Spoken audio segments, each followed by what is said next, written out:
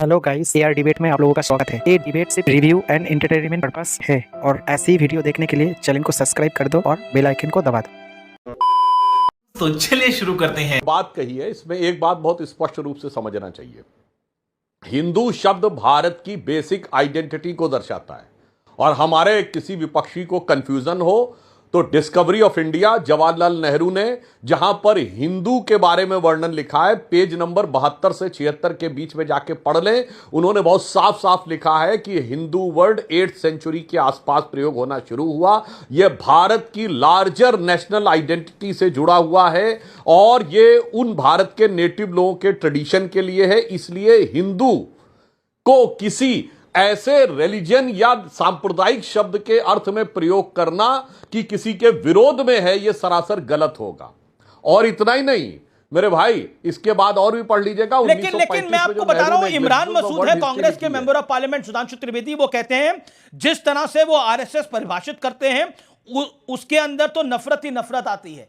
यानी आरएसएस तो भारतीय जनता पार्टी जिस हिंदुत्व को परिभाषित करते हैं उसमें नफरत और नफरत ही नफरत है। जवाब सुधांशु त्रिवेदी, जनचरण सिंह सापरा। नहीं, मानवीय बात है। जिनके लिए सर तन से जुदा नफरत का नारा नहीं है और जय श्री राम नफरत का नारा है, उनकी बुद्धि बहुत सहज रूप से समझी जा सकती। जो मैं आगे बोल रहा था, तो इमरान मसूद जी हो या कोई भी कांग्रेसी हो, कान खोल के सुने।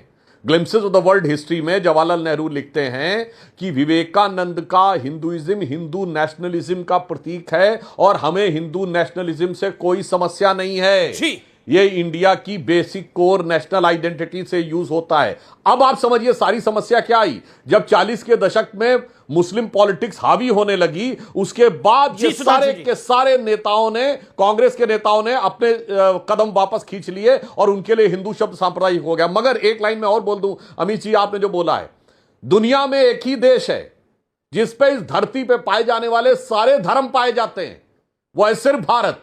दुनिया में एक ही देश है जहां पारसी अपनी जमीन से उजड़ गए मगर यहां फल फूल रहे हैं, वो है भारत। दुनिया में एक ही देश है जहां यहूदियों के साथ अत्याचार नहीं हुआ, वो सिर्फ भारत। दुनिया में एक ही देश है जहां मुसलमानों के सारे फिरके पाए जाते हैं, वो सिर्फ भारत। दुनिया में एक ही देश है जहां पर कि मुस्लिम बाहुल्य कश्मीर को छोड़ दे तो मस्जिदों में धमाके नहीं होते, वो सिर्फ भारत। दुनिया में एक ही देश है जहां क्रिश्चियनिटी के सारे सेक्ट पाए जाते हैं, वो सिर्फ भारत। और वो इसलिए कि भारत हिंदू बाहुल्य है।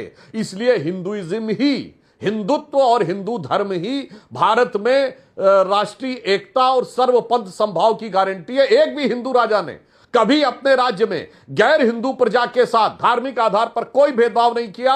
हिंदू धर्म में जजिया और जिम्मी जैसा कोई कॉन्सेप्ट नहीं है। हिंदू धर्म में किसी को हिंदू बनाने जैसा कोई कॉन्सेप्ट नहीं है। हिंदू किसी राजा ने तलवार के नोक पर किसी को हिंदू बनाने के लिए कोई प्रयास नहीं किया। और भारत में जहां भी हिंदू रह रहे हैं वहां पर हिंदू उस देश की अर्थव्यवस्था में कंट्रीब्यूट कर रहे हैं। ना कोई बम फोड़ रहा है, ना कोई फिदाइन बन रहा। ओके, चरण सिंह सापरा, आपके मेंबर ऑफ पार्लियामेंट एक नहीं और उदित राज साहब जो आपके वरिष्ठ नेता हैं, उन्होंने भी बयान दिया कि आरएसएस तो नफरत ही बोता है, जबकि आरएसएस चीफ ने बोला कि हिंदू का मतलब सेकुलरिज्म की गारंटी होता है। इसमें नफरत कहां से आई? कांग्रेस को नफरत क्यों दिखती है? जिस तरह से राहुल गांधी को नफरत क्यों दिखती है? विवरण दे रहे थे,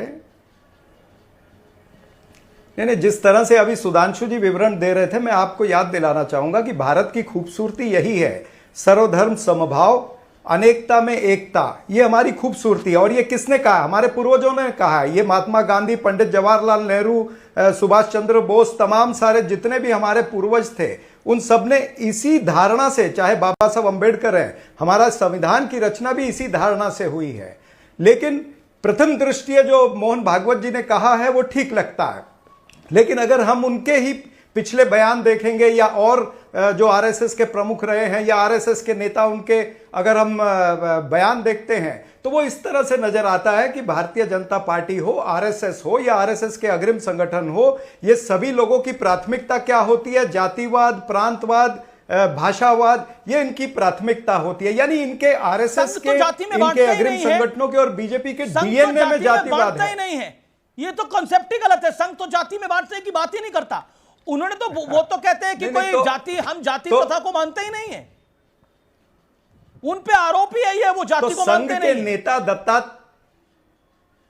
अब मेरी बात सुन हाँ, लेंगे। बिल्कुल, 30 सेकंड संघ आपने के किया, नेता सुधांशु दत्तात्रेय त्रिवेदी। होसबले ने क्यों कहा कि सेक्युलरिज्म शब्द को हटा देना चाहिए, समाजवाद शब्द को हटा देना चाहिए प्रीएम्बल से?